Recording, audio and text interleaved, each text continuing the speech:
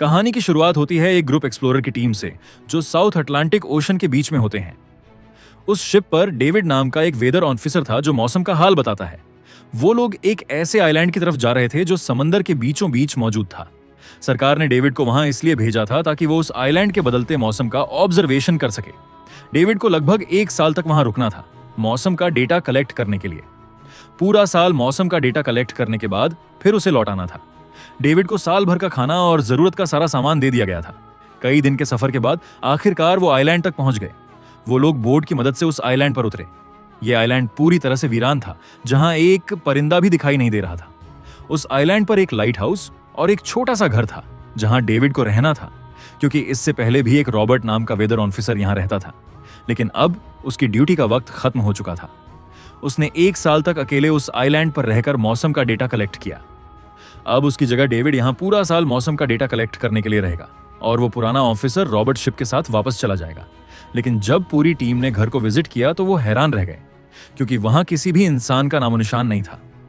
कमरे के अंदर पुराने ऑफिसर का सारा सामान यहां वहां बिखरा पड़ा था, जिसके बाद कैप्टन और डेविड ने सोचा कि शायद लाइट हाउस में कोई हो सकता है। कैप्टन और डेविड बिना वक्त गंवाए लाइट हाउस की तरफ बढ़ते हैं और वो सब वहां एक अजीब नजारा देखते हैं।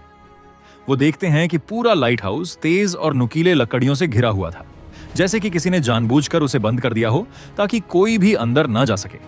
जिसके बाद कैप्टन और डेविड ने लाइट हाउस का गेट कई बार नॉक किया, लेकिन अंदर से कोई रिस्पॉन्स नहीं मिला। आखिर में उन्होंने गेट को जोर से धक्का दिया और अंदर घुस गए। लाइट हाउस के अंदर उन्हें एक आदमी मिला जिसका नाम ग्रूनर था। जब उन्होंने ग्रूनर से पुराने वेदर ऑफिसर रॉबर्ट के बारे में पूछा तो उसने जवाब दिया कि वो तो मर गया है। वो समंदर की तरफ गया लेकिन दोबारा कभी लौटकर वापस नहीं आया। ग्रूनर की बातें सुनकर डेविड और कैप्टन दोनों चौंक गए। ये सब सुनने के बाद कैप्टन ने डेविड से कहा, अगर तुम अब भी चाहो तो हमारे साथ वापस चल सकते हो। लेकिन डेविड ने वापस जाने से इनकार कर दिया। डेविड ने सोचा अगर वो सरकार को उस आइलैंड का एक्यूरेट वेदर रिपोर्ट दे पाया तो उसे काफी मोटी रकम मिल सकती है। जिसके बाद कैप्टन ने उसे एक गन दी खुद की प्रोटेक्शन के लिए, और कैप्टन ने डेविड से कहा कि यह जगह मुझे सेफ नहीं दिखाई दे रही, अपना ख्याल रखना। इसके बाद उसे वहीं पर छोड़ कर वो सब वापस चल दिए और अब ये दोबारा वापस 1 साल बाद आएंगे। कैप्टन के जाने के बाद डेविड ने घर को थोड़ा सेटल किया, रहने के काबिल बनाया। रात होने के बाद उसे ड्रॉर में एक डायरी मिली जो पुराने वेदर ऑफिसर रॉबर्ट की थी। उस डायरी में आइलैंड के बारे में बहुत कुछ लिखा था। डायरी में एक मिस्टीरियस क्रीचर के बारे में कुछ बातें लिखी गई थीं, लेकिन सब कुछ साफ नहीं था। कुछ बातें अधूरी थीं। डेविड हर लाइन को ध्यान से पढ़ता गया। उस डायरी में कुछ अजीब तरह के जानवरों के स्केचेस भी बने थे। डेविड को समझ नहीं आया उसने ऐसी पिक्चर्स क्यों बनाई थी।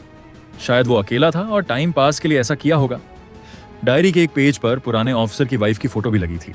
डेविड वह डायरी पढ़ते पढ़ते थक गया और धीरे धीरे उसकी आंख लग गई। अगली सुबह डेविड ने मौसम का डेटा कलेक्ट करना शुरू कर दिया, लेकिन समंदर के पास पहुंचते ही उसके कदम रुक गए। उसने देखा कि चट्टानों के बीच कुछ पत्थर अजीब तरीके से सजाए गए हैं और उनके बीच शेल्स रखे थे, अजीब से पैटर्न में। डेविड ने सोचा शायद ये सब ग्रूनर ने किया है। वो ये सोचकर दोबारा अपने काम में लग गया। काम के दौरान जब उसने दूरबीन से लाइट हाउस की तरफ देखा तो उसे ग्रूनर के साथ एक और इंसान भी दिखाई दिया, लेकिन पलक झपकते ही वो गायब हो गया। डेविड ने दोबारा उसे देखने की कोशिश की, लेकिन फिर उसे लगा कि ये उसका वहम है। रात को डेविड अपने काम में बिजी था, तभी दरवाजे पर नॉक हुआ। उसे लगा कि शायद ये ग्रूनर है। डेविड ने उसका नाम पुकारा, लेकिन कोई जवाब नहीं मिला। हाथ में लैंप लेकर जैसे ही डेविड दरवाजे की तरफ बढ़ा तो उसके कानों में कुछ अजीब सी आवाजें गूंजने लगीं, जो किसी इंसान की बिल्कुल भी नहीं थी।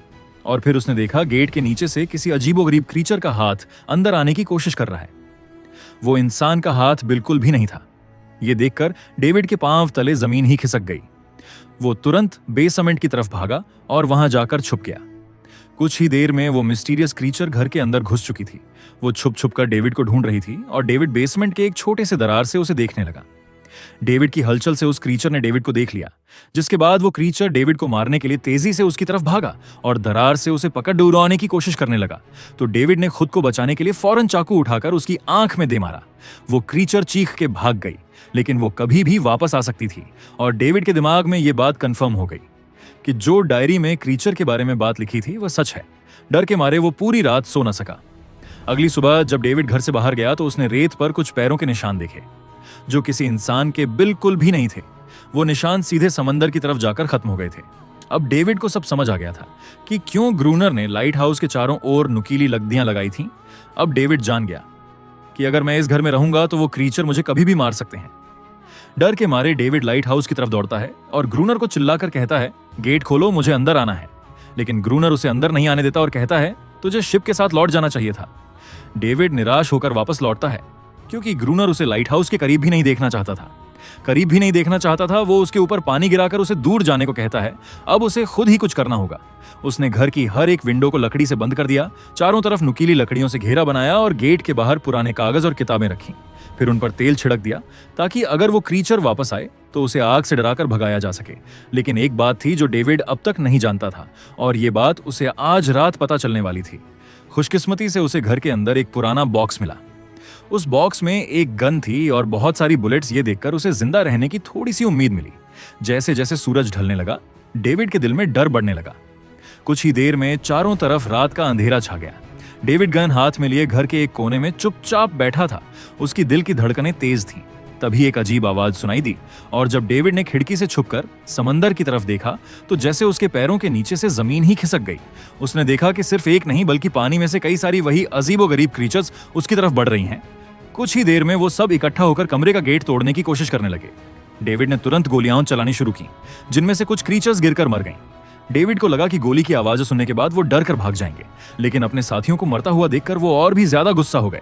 तब डेविड प्लान बी अपनाते हुए गेट के बाहर रखे कागजों और पुरानी किताबों को आग लगा देता है। आग देखकर वो क्रीचर्स डर के मारे वापस समंदर में लौट गए, लेकिन अब वही आग डेविड के घर तक पहुंच चुकी थी। घर के दरवाजे ने आग पकड़ ली और धीरे धीरे फैलने लगी, क्योंकि पूरा घर लकड़ी का बना हुआ था। डेविड ने तुरंत एक चादर में खुद को लपेटकर अपनी जान बचाई और बाहर निकलकर लाइट हाउस के पास एक बड़े पत्थर के पीछे छुप गया। क्रीचर्स को शूट करते वक्त डेविड के हाथ में काफी गहरी चोट भी आई। तभी अचानक तेज बारिश शुरू हो गई। आग धीरे धीरे बुझने लगी, लेकिन पूरी रात की बारिश के बाद भी सुबह तक डेविड अपना घर नहीं बचा पाया। पूरा घर जलकर लगभग राख हो चुका था। अब अगर डेविड को जिंदा रहना है तो उसे लाइट हाउस में पनाह लेनी होगी। उसने अपनी राइफल उठाई और लाइट हाउस के पास के पत्थरों के बीच छुप गया और इंतजार करने लगा कि कब ग्रूनर पानी भरने आएगा। जब ग्रूनर पानी भरने के लिए लाइट हाउस से बाहर निकला तो डेविड उसके पीछे पीछे चल दिया, लेकिन तभी अचानक एक अजीब सा क्रीचर जो ग्रूनर के पास ही था, उसने डेविड पर हमला कर दिया। लेकिन किसी तरह करके डेविड ने उसे काबू कर लिया। वो क्रीचर ग्रूनर का रक्षक था। जब वह उसे शूट करने वाला था तो ग्रूनर ने तुरंत